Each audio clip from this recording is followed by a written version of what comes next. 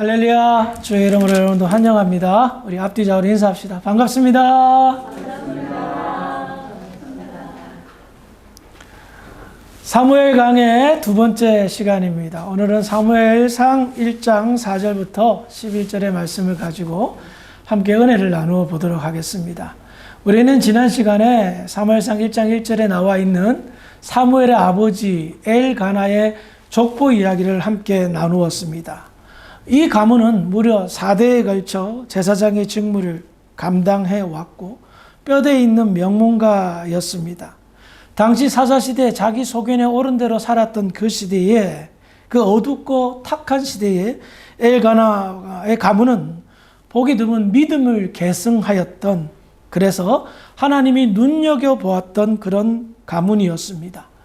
하나님은 그 시대를 바꾸기 위하여 엘가나의 가문, 그 가정을 주목하셨습니다. 그리고 오늘은 엘가나의 아내들, 특별히 한나를 중심으로 이야기를 함께 나누어 보도록 하겠습니다. 사무엘상 1장 2절인데요. 읽어볼까요? 시작. 그에게 두 아내가 있었으니 한 사람의 이름은 한나요, 한 사람의 이름은 브린나라. 브린나에게는 자식이 있고 한나에게는 자식이 없었더라. 아멘.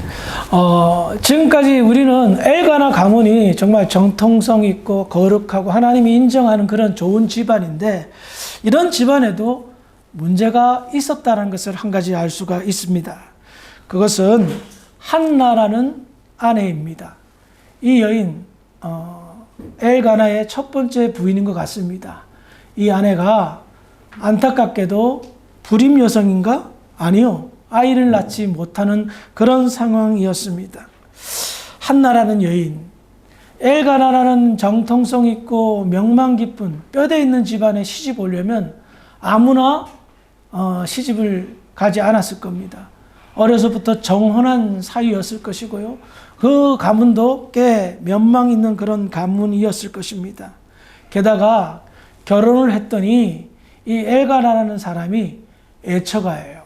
정말 아내밖에 모르는 정말 저 같은 그런 남자였습니다.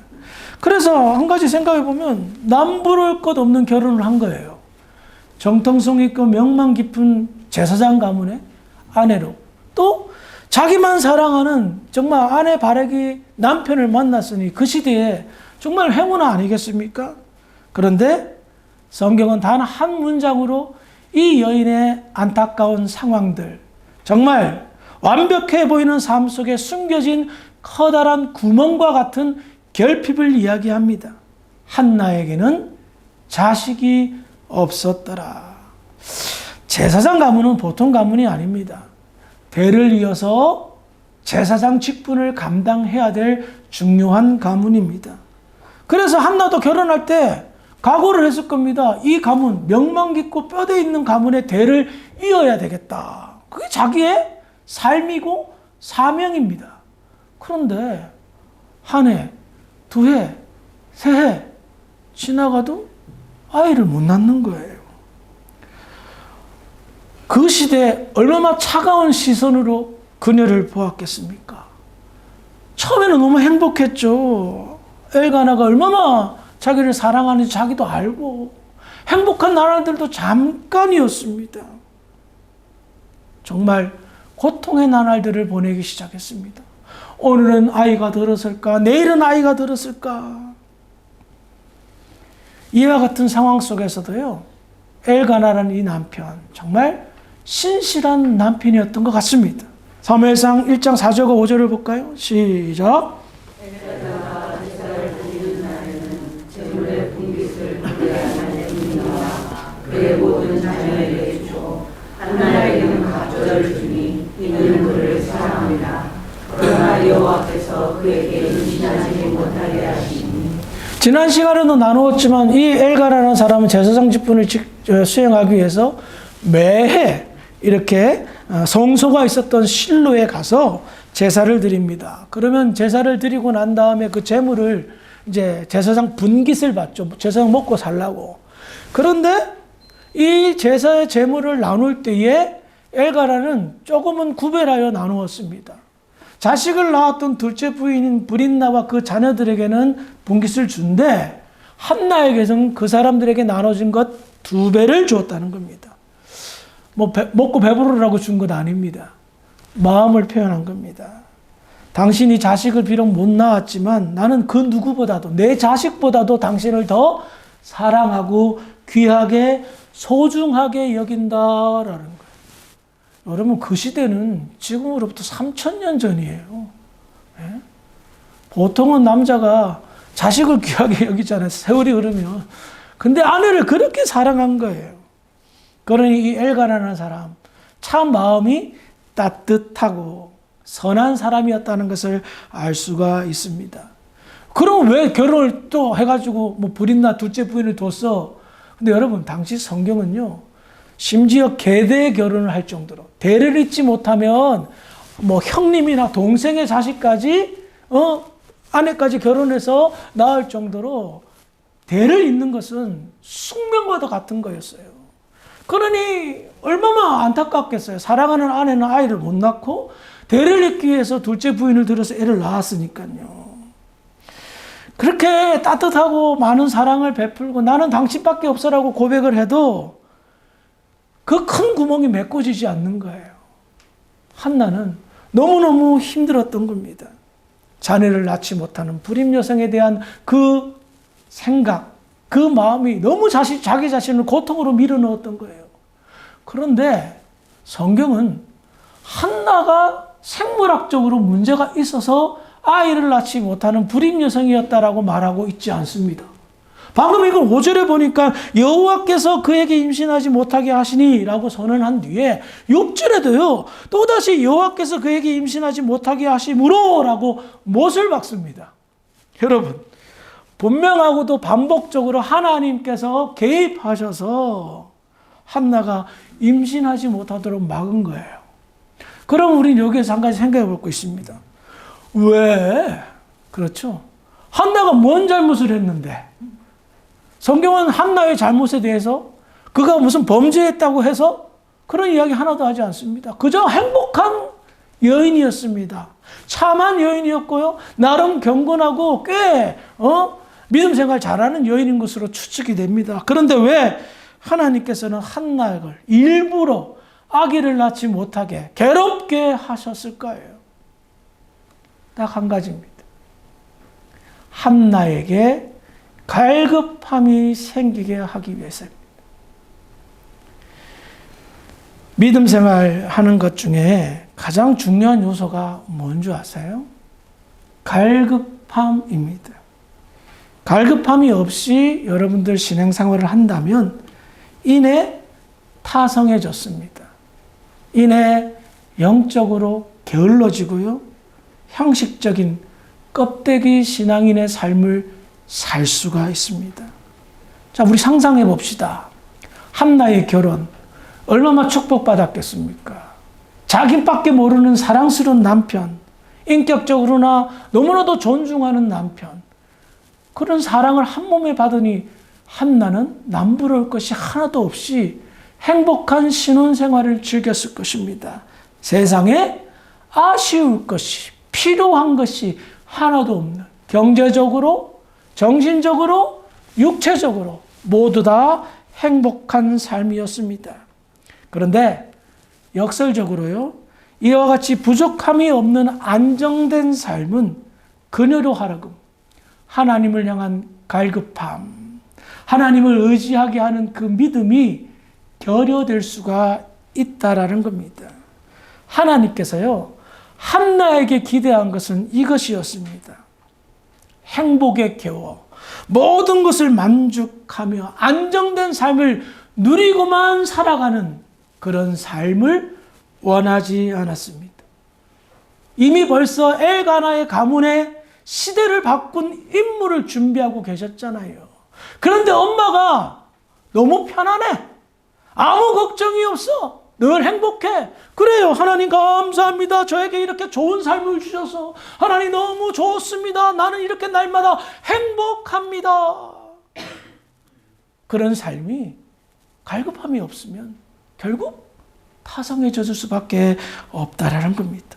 그래서 하나님은 한나를 향한 위대한 계획이 있었기에 그녀에게 진정한 갈급함을 허락하기 위해 한나의 태를 닫으신 거예요.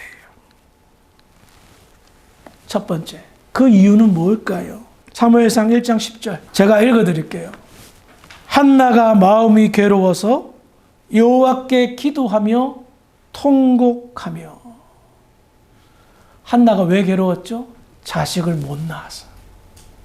매해 제사 때마다 가면 자기가 구별을 하여 제물을 주는 불인나가 격분해서 한나에게 쏟아붓는 거예요. 당신은 아이도 못 낳으면서 이렇게 뭐 2배나 가진다고. 그 시기와 질투가 엄청났어요. 그러니 그 소리 들을 때마다 너무너무 고통스러웠던 거예요. 그래서 하나님 앞에 울면서 기도합니다. 여기서 우리가 주목해야 될 게 뭔지 아세요? 한나는 생명의 근원이 하나님께 있다라는 것을 믿어 의심치 않았던 거예요. 하나님이 허락하면 아이 낳을 수 있다라고 확신하고 있다라는 거예요. 그래서 기도합니다. 여러분, 사람은 좀처럼 고난 없이는 기도하지 않습니다. 기도해도 형식적인 기도이죠. 고난을 해야, 고난을 받아야 정말 갈급하게 기도합니다. 왜? 왜 기도합니까? 나의 힘으로는 해결할 수 없다는 것을 알기 때문에 전능하신 하나님께 무릎 꿇고 찾아가는 겁니다. 하나님께서는 영적인 암흑기를 걷고 있는 그 시대에 새로운 영적인 전환기를 마련하기 위해 한나를 점 찍었습니다. 이 여인이 기도의 여인이 되지 않으면 그 여인의 자녀가 기도의 사람이 될 수 없다는 것을 아셨습니다. 엄마의 기도를 통하여 위대한 신앙인을 영적인 영향력을 주게 하기 위해 일부러 연단시키셨던 겁니다. 한나는 남부럽지 않았지만 그 큰 결핍으로 인하여 하나님께 통곡하며 기도합니다. 하나님께 매달립니다. 하나님 도와주세요. 간절히 기도하는 기도의 여인으로 거듭납니다. 또한 사무엘상 1장 11절입니다. 제가 읽어드릴게요. 서원하여 이르되 만군의 여호와여 만일 주의 여종을 잊지 아니하시고 주의 여종에게 아들을 주시면 내가 그의 평생의 그를 여호와께 드리고 삭도를 그의 머리에 대지 아니하겠나이다. 여러분, 방금 읽은 내용은 뭡니까? 한나가 서원 기도하는 겁니다.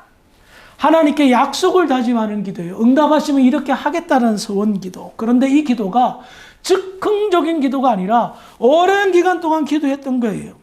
아마도 처음에는 무조건 하나님 아들을 낳게 해주세요. 제사장의 가문의 대를 이어야 됩니다. 아들 낳게 해주세요. 그런데 기도하면 기도할수록 단순히 아들을 낳게 해달라는 기도에서 조금은 제목이 바뀝니다. 아들을 낳았는데 이 아들이 하나님의 영광을 위하여 정말 하나님의 역사를 일으키는 그런 아들이 될 수 있도록 하나님 아들 낳게 해주세요. 그래서 성령의 감동으로 아들을 낳게만 해주시면 나실인으로 키우겠습니다라는 거예요. 손이 귀한 그 집안에 나실인이라뇨. 나실인은 평생 여호와의 종으로 머리에 가위를 대지 않고 평생 머리를 기르고 부정된 음식을 절대 먹지 않고 술과 뭐 이런 것들을 먹지 않고 구별된 삶을 살도록 하겠다는 겁니다. 아들 낳게 해주십시오 기도했다가 이제는 어떻게 바뀝니까? 이 아들 낳으면 제 아들 아닙니다. 하나님 아들로 키우겠습니다. 하나님의 영광을 위하여 평생 살도록 제가 키우겠습니다. 라고 기도 제목이 바뀐 거예요. 한나가 만약에 결혼을 하자마자 아이를 낳고 아들을 낳았다면 이런 기도 절대 드리지 않았을 겁니다. 어이구 내 귀한 아들, 제사장 가문의 대를 이을 귀한 아들, 내 아들 내 아들 내 아들. 그런데 하나님께서 고통을 주고 테러의 문을 열지 않게 되자 기도하다 성령의 감동을 받아 자기가 원하지도 않았지만 나중에 기도 제목이 바뀌고 하나님이 바라시는 기도의 제목으로 바뀐 겁니다. 두 번째로 하나님께서 한나의 태를 닫으신 이유는 가장 좋은 선물을 주기 위함입니다. 여러분, 사무엘 이스라엘 역사상 손꼽히는 인물입니다. 아르헨티나에서도 사무엘이라는 이름 가진 사람 많잖아요. 왜 그래요? 정말 훌륭한 사람이니까. 그 사람을 키워낸 기도의 엄마, 이 얼마나 영광스럽습니까? 내 아들이 나보다 잘되면 자랑스럽죠. 그런데 그 잘됨이 상상을 초월하는 잘됨이라는 겁니다. 그래요. 하나님께서는요, 사무엘을 단순히 대를 잇는, 제사장 가문의 대를 잇는 그런 아들로 태어나기를 바라지 않았습니다. 사사시대를 영적 암흑시대에서 다윗과 같은 위대한 인물을 이어주는 그런 이스라엘 전체의 회개운동을 일으켜 이스라엘을 바꾸게 하는 변화된 역사의 주인공이 되게 하기 위한, 그렇죠, 영적인 대를 잇는 그런 인물로 하나님께서 준비하셨던 겁니다.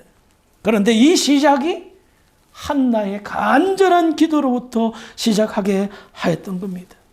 여러분, 한나가 살았던 시대에 주목해야 됩니다. 자기 소견에 옳았다, 자기 마음대로 살았던 시대입니다. 혼란의 시대입니다. 그 시대에 하나님은 한 사람을 세우기 위해서 일부러 하나님 마음도 아프지만, 그네의 울부짖음에 하나님 가슴을 찢지만, 잠깐 기다려, 내가 너를 세울 때까지, 너가 제대로 준비될 때까지 내가 너에게 잠시 고통을 허락한다. 우리가 사는 이 시대에 솔직히 사사시대보다 더하면 더했지 못한 시대는 아닌 것 같습니다. 전부 다 자기 잘난 맛에 사는 것 같아요. 하나님을 떠나고 멀리하면서도 그것조차 깨닫지 못합니다. 바로 이런 시대를 살고 있는 우리에게 오늘 본문은 우리에게 날카로운 질문을 던집니다. 언제부터인가 여러분 심령 속에 갈급함이 사라지지는 않았습니까?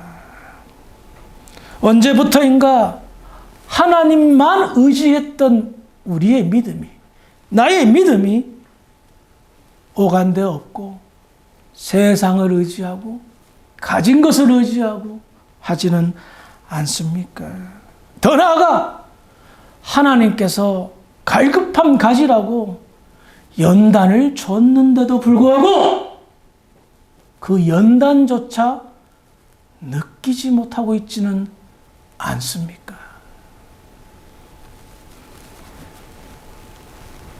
어쩌면 지금 여러분들이 겪고 있는 제가 다 알지 못하는 삶의 문제들, 무언가의 공허함, 채워지지 않는 결핍, 응답되지 않은 나의 여러 문제들, 이해할 수 없는 고통과 고난들, 왜 그럴까요?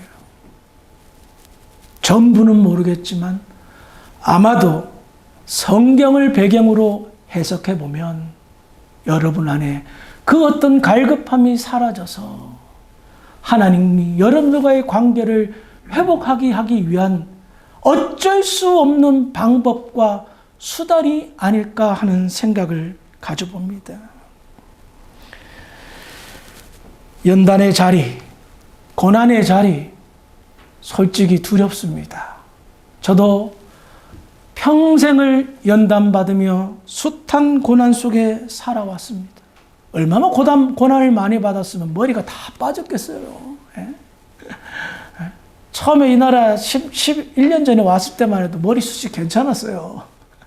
몇 년 사이에 다 빠져버린 거예요. 엄청난 스트레스와 고난, 연단, 지긋지긋해요. 이제 한 60 다 돼가는데 그만 받았으면 좋겠는데 멀었다라고 하시는 것 같아요. 연단, 고통, 고난 받고 싶은 사람 아무도 없습니다. 그런데 하나님은 정말 이 어두운 세상에서 여러분들에게 갈급함을 바라십니다. 야, 너희들 이 세상에서 배부르고 등 따시게 살기 위해서 사냐? 평생 행복하고 안정 그것만 바라보며 사냐? 나는 이 땅에 와서 시기와 질투와 고난과 고통과 십자가에 못 박혀 죽기까지 했다. 내가 행복하게 살려고 이 땅에 왔냐? 근데 우리는 착각하는 거예요. 내가 무언가 신앙생활을 잘하면 하나님께서 나에게 보상해 주겠지. 네, 맞습니다. 보상해 줍니다. 그 보상 받고 누리려고만 하는 거예요. 받고 누리려고 하는 그 순간 우리는 영적으로 나태해집니다. 내가 이만큼 살 수 있는 것 하나님 축복이지. 맞는데 현재의 영적인 민낯은 갈급함이 없는 겁니다. 형식적입니다. 타성에 젖어 있습니다. 그러면서도 믿음으로 사는 것 같은 착각에 빠집니다. 내가 이미 벌써 타성에 젖어서 하나님과의 관계가 서운하고 하나님의 거룩한 뜻이 지금 현재 아우라 아무것도 모르면서 내가 편하고 행복하게 사는 게 하나님 뜻이겠지라는 착각 속에 빠집니다. 그래서 하나님께서 잠시 주물러 줍니다. 연단을 줍니다. 고통을 줍니다. 그런데 기도하지 않고 병원만 찾습니다. 기도하지 않고 상담만 합니다. 갈급함이 없습니다. 더 나락으로 빠져갑니다. 지금 이것이 우리의 현실이고 많은 그리스도인의 현실인 줄 직시하시기 바랍니다. 하나님께서는 연단을 주는 이유는 한 가지입니다. 고통에 몰아넣기 위해서 No! 내가 사랑하는 내 핏값으로 세운 그 자녀를 왜 고통으로 몰아넣고 싶겠습니까? 전혀 그렇지 않습니다. 더 크고 더 좋은 선물을 주기 위해 잠시 이를 악물고 참으면서 우리에게 고난을 주시는 겁니다. 그 사실을 안다면 간과하지 마시기 바랍니다. 형식적인 신앙생활에서 벗어나서 한나처럼 자신의 삶의 문제를 정말 하나님 앞에 내놓고 간절히 기도하시기를. 그래서 그 기도의 과정 속에서 하나님의 거룩한 뜻을 발견하고 그 발견을 통하여 하나님이 나를 축복하고 계시다는 사실을 다시 한번 체험하며 나눌 수 있었으면 좋겠습니다. 스스로의 신앙생활을 돌이켜보면서 나의 안에 갈급함이 있는가? 내가 언제적 간절한 기도가 그것이 멈춘 상태는 아닌가? 점검해 보면서 하나님이 우리에게 요구하시는 믿음의 삶을 회복하기에 부족함이 없는 복된 저와 여러분들이 되기를 주의 이름으로 축원합니다. 기도하시겠습니다. 거룩하신 아버지 하나님 은혜를 감사합니다. 오늘 말씀을 통해서 우리 안에 영적인 갈급함이 있는가를 돌이켜봅니다. 하나님, 그동안 저희들이 혹여나 나태한 신앙생활을 했다면 갈급함 없이 하나님 의지하지 않고 나를 의지하고 나의 가진 것을 의지하며 살았다면 용서하여 주시고 올해부터 더욱더 하나님을 의지하여 예수님을 알아가는 즐거움에 푹 빠져 살아갈 수 있는 복된 성도들 될 수 있도록 축복하여 주시옵소서. 그리 될 줄 믿고 감사하며 예수님의 이름으로 기도합니다. 아멘.